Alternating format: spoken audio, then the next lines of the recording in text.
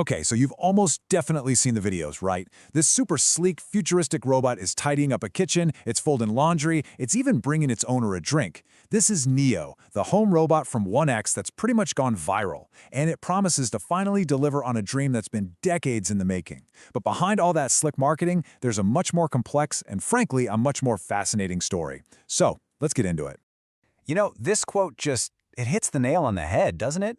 It's this simple, almost universal desire for a machine that can just handle the boring stuff, the mundane chores of daily life, freeing us up to do, well, anything else.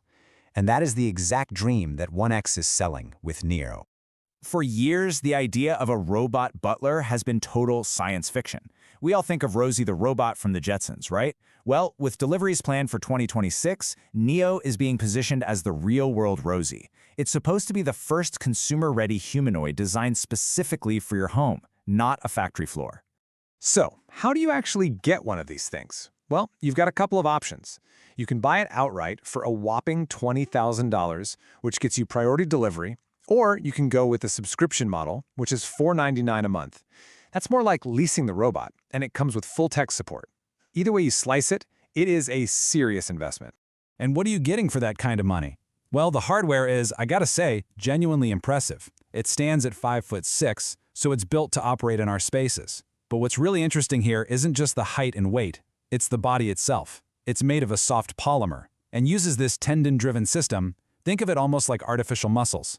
And that's what's designed to give it smoother, more lifelike movements. This is absolutely crucial for making it safe to have around people, pets, and, all your breakable stuff. But here's where the story takes a really interesting turn.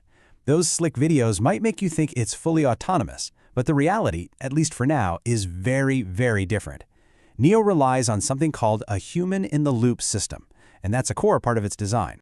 So here's the key. When Neo runs into a task it doesn't know how to do, a human operator from 1X can literally take control. They put on a VR headset and pilot the robot remotely. They are seeing through its eyes, moving its arms to finish the chore. This whole process is called teleoperation. Now, to be clear, 1X isn't hiding this. The company's CEO, Bernd Bornich, is actually pretty open about it. He frames this whole teleoperation thing as a necessary training step. See, every time a human guides the robot, it's basically providing a live demonstration that the AI can learn from. The human isn't a bug, they're a feature. They're the teacher.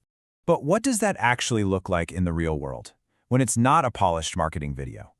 Well, when the hosts of the New York Times podcast Hard Fork got a demo, the results were, let's just say, a little clunky. Even while being 100% teleoperated by an expert, the robot really struggled. It couldn't pick up a pair of tongs off the floor, and it almost fell over trying to squat. This just perfectly illustrates the gap between the grand vision and the current reality. The podcast host summed it all up with this fantastic analogy. Buying an early Neo isn't like hiring some perfectly polished butler. No, it's more like taking on an intern. It has a ton of potential, sure, but it's going to need a lot of your time and a lot of hands-on training to get it up to speed. So, if the robot is still so early in its development, why on earth would they sell it now? Well, this brings us to the real business model. See, it turns out 1X isn't just selling robots. They're selling a network. And the strategy here, it's being compared to the Tesla playbook. You sell the hardware, the cars, or in this case the robots, to create a massive fleet that is constantly out there collecting real-world data. Every single Neo in someone's home is a sensor, learning from the most diverse and complex environment you can imagine. The true product isn't the physical robot, it's the collective intelligence that the entire network is building. And the scale of this ambition is just staggering. The CEO has said that 1X plans to ship over 10,000 Neo units next year alone. That is a huge number of learning devices, generating an absolutely immense volume of data from inside thousands and thousands of homes. And again, the CEO is refreshingly direct about this. He calls Neo a data collection play. The big problem for robotics is that you can't just train a robot on data you pull from the internet.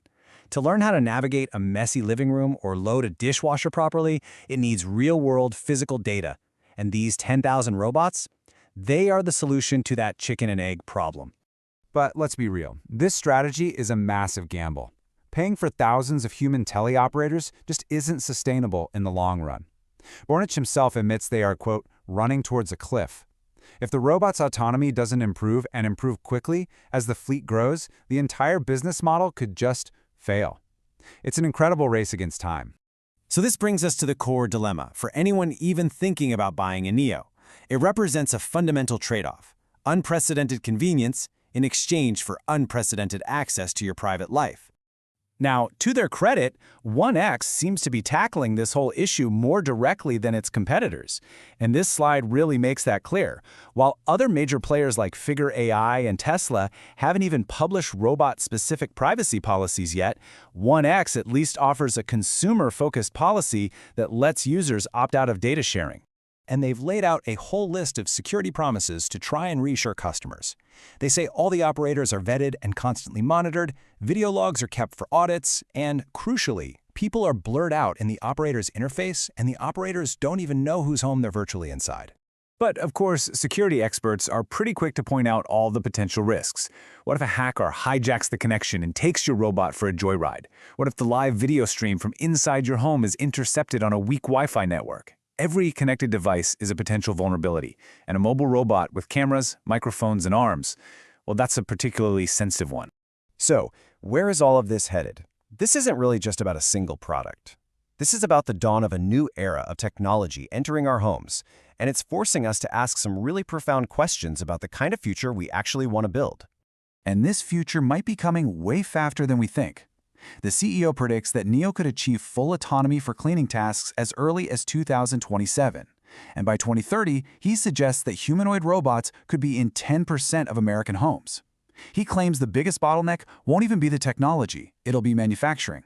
Which leaves us with the ultimate question.